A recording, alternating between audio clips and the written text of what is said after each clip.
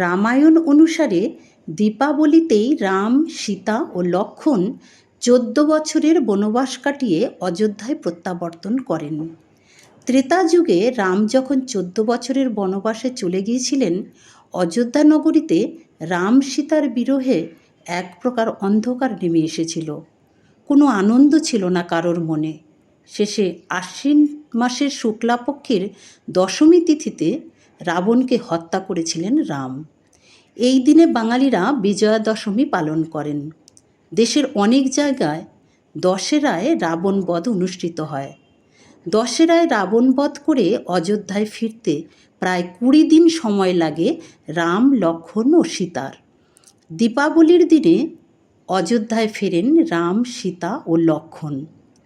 রাম, লক্ষ্মণ ও সীতা অযোধ্যায় পৌঁছানোর 2 দিন আগে হনুমান এসে অযোধ্যাবাসীদের তাদের ফেরার খবর দেন।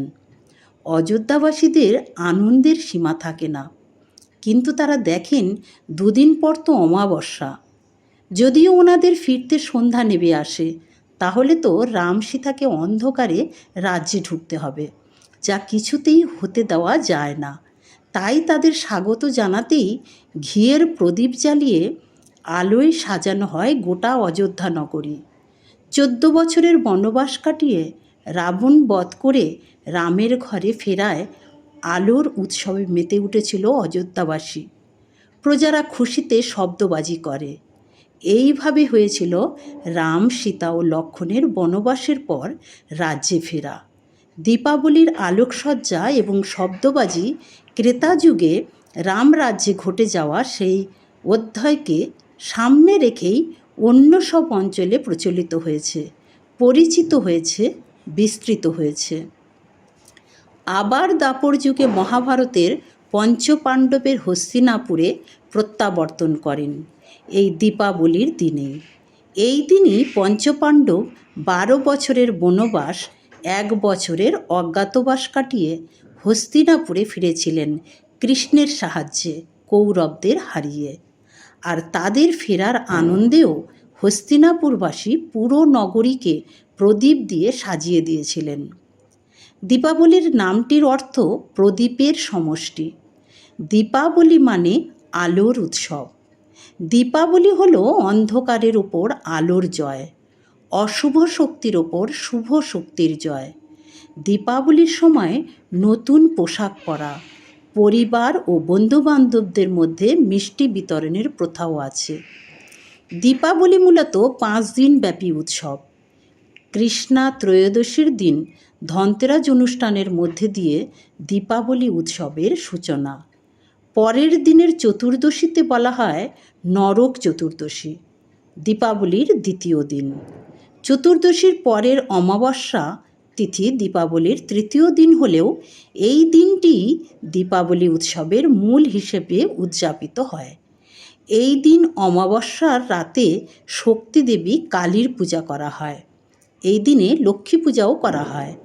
কথিত আছে এই দিনে ধন সম্পদের দেবী লক্ষ্মী বরদাত্রী রূপে ভক্তের মনোকামনা পূর্ণ করেন। বিষ্ণু পুরাণ মতে বিষ্ণুর বামন অবতার অসুররাজ বলিকে পাতালে পাঠান। দীপাবলির দিনে পৃথিবীতে এসে অন্ধকার ও অজ্ঞতা বিতরিত করতে, ভালোবাসা ও জ্ঞানের শিখা প্রজ্বলিত করতে অসুররাজ বলিকে পৃথিবীতে এসে অযুত প্রদীপ জ্বালানোর অনুমতি দেওয়া হয়। এই দিন হিন্দুরা ঘরে ঘরে ছোট মাটির প্রদীপ জ্বালেন। এই প্রদীপ জ্বালানো অমঙ্গল বিতাড়নের প্রতীক।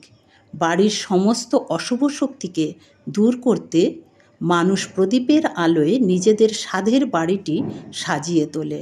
ঘর পরিষ্কার পরিচ্ছন্ন করে সারা রাত প্রদীপ জ্বালিয়ে রাখলে ঘরে লক্ষ্মী আসেন বলে হিন্দুরা বিশ্বাস করেন। অমঙ্গল বিতাড়নের জন্য আতশবাজিও পোড়ানো হয়। এটি দিওয়ালি, দীপান্বিতা, দীপালিকা, সুখরাত্রি, সুখসুপ্তিকা এবং যক্ষরাত্রি নামেও অভিহিত হয়। মহালয়ার শ্রাদ্ধ গ্রহণের জন্য যমলোক ছেড়ে যে পিতৃপুরুষগণ মর্তে আগমন করেন বলে তাদের পথপ্রদর্শনার্থে উল্কা জ্বালানো হয়। এই কারণে এই দিন আলোকসজ্জা ও বাজি পোড়ানো হয়। কেউ কেউ রাত্রিতে নিজ গৃহে দরজা জানালায় মোমবাতি জ্বালায়, কেউ বা লম্বা বাঁশের মাথায় কাগজের তৈরি ছোট ঘরে আকাশ প্রদীপ জ্বালায়।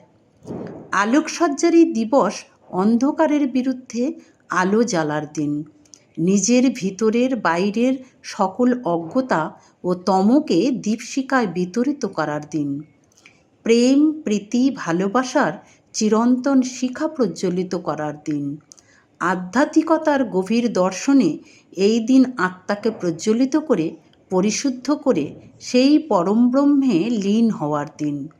দীপাবলির চতুর্থ দিন কার্তিকা শুদ্ধ।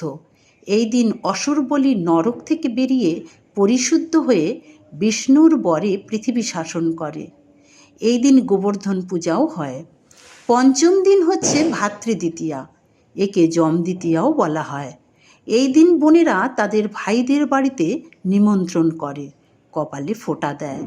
নরকাসুরকে বধ করার পর এই দিন কৃষ্ণ তার বোন সুভদ্রার কাছে আসেন। সুভদ্রা তার কপালে ফোঁটা দিয়ে তাকে মিষ্টি খেতে দেন। এই থেকে মর্তলোকে ভাইফোঁটা প্রচলন হয়। শুক্লা দ্বিতীয়া তিথিতে এই ভাইফোঁটা অনুষ্ঠানের মাধ্যমে দীপাবলি বা দেওয়ালি উৎসবের শেষ হয়।